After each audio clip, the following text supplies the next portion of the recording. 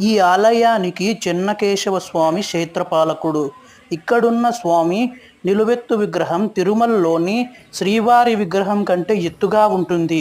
ఇక్కడ ఏడాది మొత్తం జరిగే పూజలు కాకుండా ధనుర్మాసంలో కార్తీకంలో విశేష అభిషేకాలు ఉత్సవాలు జరిపిస్తారు. కొండ మీద ఒకే ఆవరణలో ఉన్న చెన్నకేశవ ఆలయం, సంతాన మల్లేశ్వర ఆలయం దర్శించుకున్నాక రాజ్యలక్ష్మి, రుద్రాప్రద, యోగాంజనేయ ఉపాలయాలు చూడవచ్చు.